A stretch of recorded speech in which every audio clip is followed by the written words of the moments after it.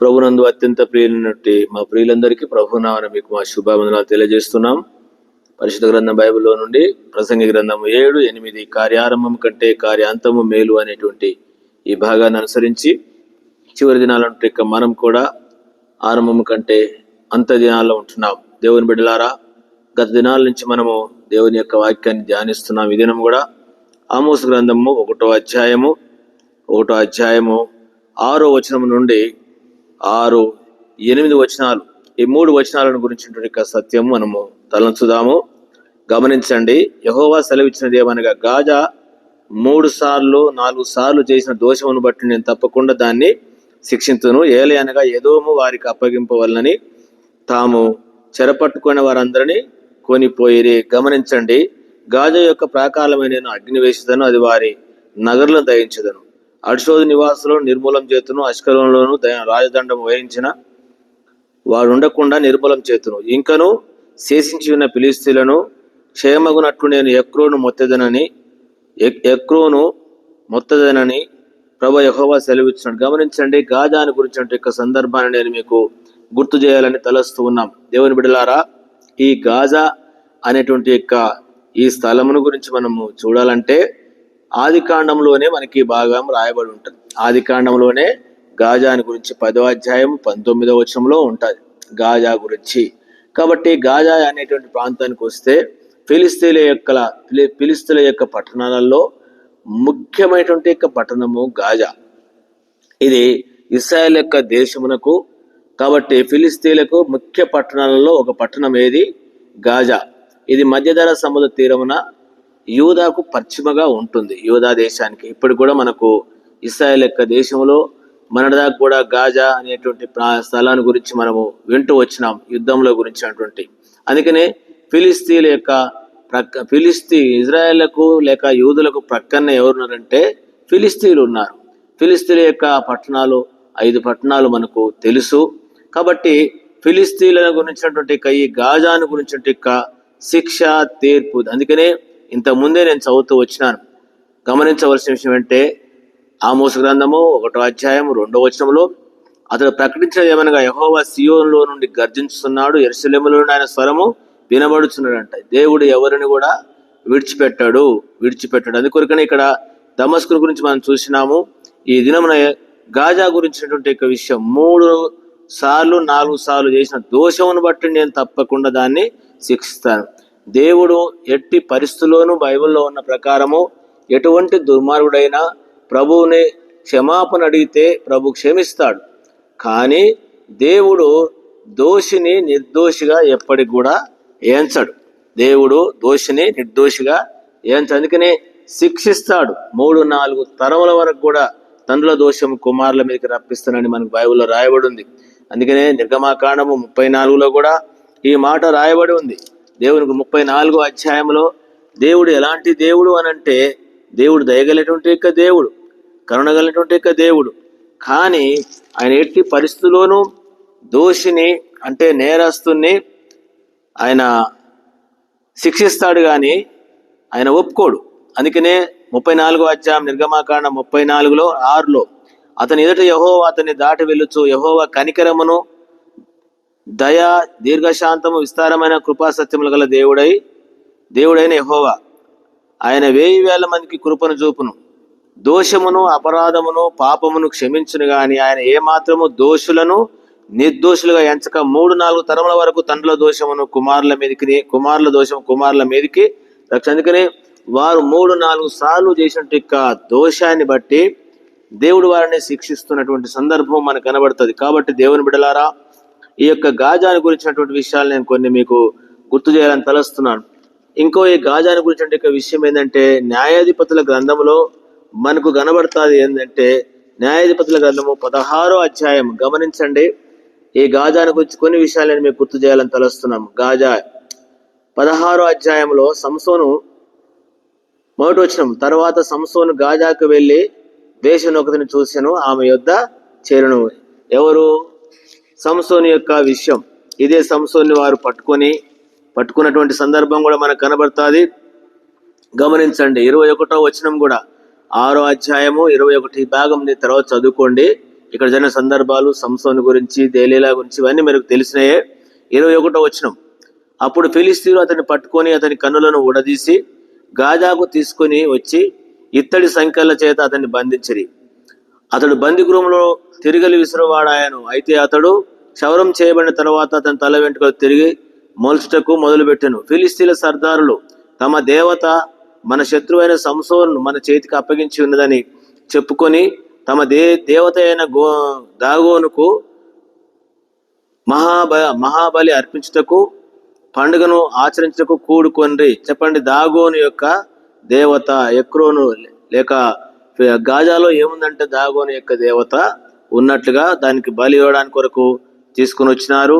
సరే, అక్కడ ఏం జరిగింది, వాళ్ళు స్తుతించినారు. ఆ గూలి అందరు కూడా చనిపోయినారు. గాజా గురించిన సందర్భము ఈ విషయం. ఇంకొక విషయాన్ని కూడా నేను మీకు గుర్తు చేయాలని తలుస్తున్నాను. మొదటి సమూయేలు గ్రంథంలో గమనించండి, 6వ అధ్యాయం. ఇది కూడా మీరు తర్వాత చదువుకోండి, ఎందుకంటే గాజా గురించిన విషయాలు నేను కొంత అవగాహన కోరుకుని అట్లా గుర్తు చేస్తున్నాను. మొదటి సమూయేలు గ్రంథము 6వ అధ్యాయం మొదటి నుంచి, యెహోవా మందసం యెహోవా మందసము 7 నెలలు ఫిలిస్తీన్ల దేశమందుండిన తరువాత ఫిలిస్తీన్ల యాజకులు శకునం చూసి, మనకు తెలుసు ఏలీ కాలంలో దేవుని మందసము పట్టబడింది. ఇది మనకు 5వ అధ్యాయంలో మనకు కనబడుతుంది. 4వ అధ్యాయంలో మందసం పట్టబడుతుంది. 5వ అధ్యాయంలో 1వ వచనంలో ఫిలిస్తీన్లు దేవుని మందసం పట్టుకొని ఎబెనేజరు నుండి అడ్షోదును తీసుకొని పోయిరి. వారు దాగోను గుడిలో ఎదుట దాన్ని ఉంచిరి. ఇదందరికి మీకు తెలిసి ఉంటది. ఫిలిస్తీన్లు దేవుని మనసాన్ని పట్టుకొని పోయినారు. ఆ కాలంలో ఏలి పిల్లలు చనిపోవడము, ఏలి కూడా చనిపోవడము, ఇదంతో బాధకరమైన సందర్భాలు. అయితే దాదాపు 7 నెలలు ఫిలిస్తీన్ల యొక్క దేశంలో దేవుని మందసం ఉన్నది. ఆ 7 నెలలలో ఒక్కొక్క పట్టణమునకు జరిగినటువంటి గొప్ప శిక్ష దేవుడే వారిని మొత్తి చేసినాడు. దయచేసి 5వ అధ్యాయం అంతా చదువుకోండి.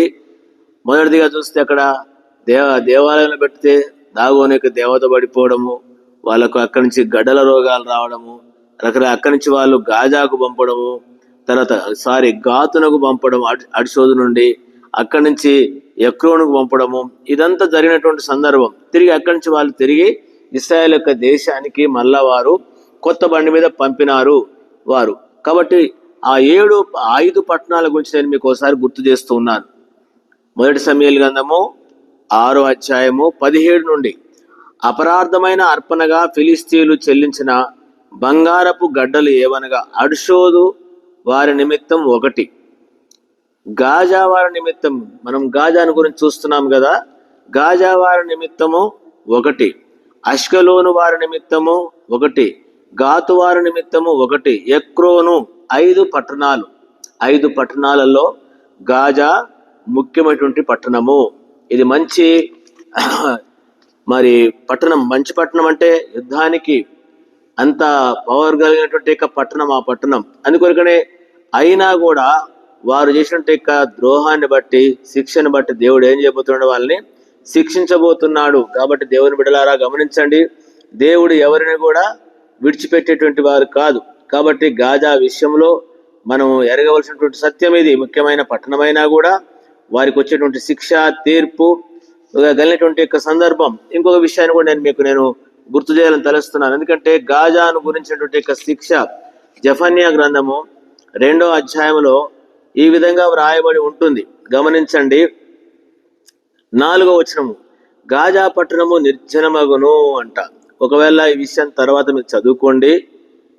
దేవుడు గొప్ప విషయం అన్నమాట. లేకుంటే ఇక్కడ ఒక విషయం మనం ఎరుగుదాం. ఈ విషయం కూడా మనకు అవసరమైన విషయమే. 2వ అధ్యాయము జెఫన్యా గ్రంథము 2 నుంచి, సిగ్గుమాలిన జనులారా కూడి రండి, పొట్టుగాలికి ఎగురునట్లు సమయం గతించిపోవచ్చున్నది. విధి నిర్ణయం కాకమునిపే యెహోవా కోపాగ్ని మీ మీదికి రాకమునిపే, గమనించండి, యెహోవా కోపాగ్ని మీ మీదికి రాకమునిపే, మిమ్మును శిక్షించటకై యెహోవా ఉగ్రదినము రాకమునిపే కూడి రండి. దేశంలోని సాత్వికులై ఆయన న్యాయ విధులను అనుసరించి ననుసరించు సమస్త దీనులారా యెహోవాను వెదుకుడి. మీరు వెదకి వినయము గలవారై నీతిని అనుసరించిన ఎడల ఒకవేళ ఆయన ఉగ్రత దినము మీరు దాచబడతారు. కాబట్టి శిక్ష నుండి, తీర్పు నుంచి మనము తప్పించబడాలంటే దేశంలోని సాత్వికులై ఆయన న్యాయ విధులను అనుసరించు సమస్త దీనులారంట. ఎవరు? సాత్వికులు, దీనులు. సాత్వికులకే దేవుడు అండి నేను సాత్వికుడను, దీన మనసు గలవాడు అన్నాడు. దేవుడు ఉండేది కూడా ఎవరంటే దీనులారా. దీనుల దగ్గర దేవుడు ఉంటాడు. అంతేకాదు వెదికి వినయము గలవారై అట. వినయము ఇవన్నీ దేవునికి సంబంధించిన విషయం. నీతిని అనుసరించిన ఎడల ఒకవేళ ఆయన ఉగ్రత దినమున మీరు దాచబడతారు. ఎవరు ఈ ఉగ్రత దినమున దాచబడతారు అంటే ఇందులో రాయబడి ఉంటే వాళ్ళు ఒకటి సాత్వికులు, రెండవది దీనులు, మూడవది వినయము గలవారు, నాలుగవది నీతిని అనుసరించినటువంటి వారు. ఈ 4 విషయాలు కలిగినటువంటి వారు ఉగ్రత దినమున తప్పించబడతారు. కాబట్టి ప్రియులారా, ఈ మాటను వింటుంటే మనం కూడా ఆ విధానంలోనికి వద్దాం. ఇంకా దేవునికి విరోధంగా వినయము లేకుండా, లేక దీనత్వం లేకుండా, గర్వంగా వినయం లేకుండా హెచ్చించుకోవడము, నీతి లేకుండా అనీతి వలన వస్తే మనము తప్పించబడం, శిక్షకు పాత్రలం అవుతాం. గమనించండి 4వ వచనం, గాజా పట్టణము నిర్జనమగును, అష్కలోను పాడైపోవును, మధ్యాహ్న కాలమందు అడ్షోదు వారు బయటికి పారదోలబడుదురు, ఎక్రోను పట్టణము దున్నబడును. గమనించండి, ఇవన్నీ 5 పట్టణాలు. ఏది? ఫిలిస్తీన్ల యొక్క పట్టణములలో ఈ ముఖ్యమైనటువంటి పట్టణాలు. ఎక్రోను పట్టణము దున్నబడును. సముద్ర ప్రాంతమందు నివసించు కెరేతీలారా మీకు శ్రమ. ఫిలిస్తీన్ల దేశమైన కనాను నిన్ను గూర్చి యెహోవా సెలవిచ్చినది ఏమనగా, నీ యందు ఒక కాపురస్తుడైన లేకుండా నిన్ను లయము చేతును. సముద్ర ప్రాంతము గొర్రెల కాపురులు దిగు మేత స్థలముగు మందలకు దొడ్లు అచ్చట ఉండును. గమనించండి, తమ దేవుడిని యెహోవా యూదావారిని కటాక్షించి వారిని చెరలో నుండి రప్పించగా అచ్చట వారిలో శేషించిన ఒక స్థలం ఉండును. వారు అచ్చట మందలను మేపుదురు. ఆలయము అస్తమయమైన వారు అష్కలోను ఇళ్లలో పండుకోదు. గమనించండి, విషయం ఏంటంటే ఇక్కడ గాజాను గురించి మనం చూస్తున్నాం. గాజాకు వచ్చినట్టు శిక్ష, తీర్పు. కాబట్టి వీళ్ళారా, ఆ శిక్ష, తీర్పు నుంచి తప్పించుకోవాలంటే మనం చదువుకున్నట్టే ఈ వచనంలో వినయ భయభక్తులు కలిగినటువంటి వారంగా ఉండాలి. అందుకొరకనే ఆమోసు గ్రంథంలో గాజాకు వచ్చేటువంటి శిక్ష, గాజాకు వచ్చే శిక్ష. కాబట్టి మనం చదువుకున్న విషయం 7వ వచనం, ఆమోసు గ్రంథము 1వ అధ్యాయం 7వ వచనం, గాజా యొక్క ప్రాకారమైన నేసడు అగ్ని వేస్తాడట, అది వారి నగరులను దహించి వేస్తుంది. అడ్షోదులో నివాసులు నిర్మూలం చేతును, అష్కలోనులో రాజదండం వహించిన వారు ఉండకుండా నిర్మూలం చేతును. ఇంకనూ శేషించి ఉన్న ఫిలిస్తీన్లను క్షేమగునట్లు నేను ఎక్రోను మొత్తెదనని ప్రభు యెహోవా సెలవిస్తున్నాడు. కాబట్టి భయంకర శిక్ష, తీర్పు గాజా పట్టణం మీదకి రాబోతూ ఉన్నది. కాబట్టి ఆ శిక్ష, తీర్పు రాకముందే జఫన్యాలో మనం చదువుకున్నటువంటి విధంగా సత్యాన్ని ఎరిగి, కాబట్టి వినయం గలవారై, దీనులై, నీతిని అనుసరించి ప్రభు కొరకు మనము జీవించి తీర్మానం చేసుకున్నట్లయితే వారు తప్పించబడతారు. ఈ మాటలు వింటే మనం కూడా ఇట్లాగా గాజా వారిలాగా దేవుని యొక్క కోపానికి కనుక మనము గురై ఉంటే, మనం చదువుకుంటే ఆమోసు గ్రంథము ప్రకారము దేవుని బిడ్డలముగా జఫన్యా గ్రంథం సెలవిచ్చిన రీతిగా మనం కూడా ఆ శిక్షకు పాలు కాకుండా ప్రభు కొరకు తీర్మానం చేసుకుందాం. ఆ విధంగా ప్రభు మనకు సహాయపడును గాక. ప్రార్థన చేస్తాం. ప్రియ తండ్రి, భాగాన్ని దీవించమని ఇచ్చినందుకు మనం చెల్లిస్తూ, మేము కూడా శిక్ష పాలు కాకుండా కార్యారంభం కంటే కార్యాంతం మేలు అన్న చివరి దినాలలో ఉంటున్నాం.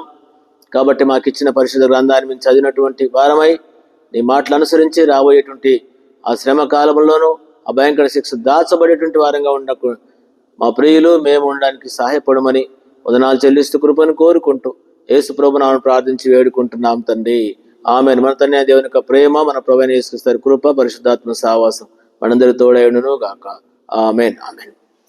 Praise lord. మీ అందరికీ వందనాలు.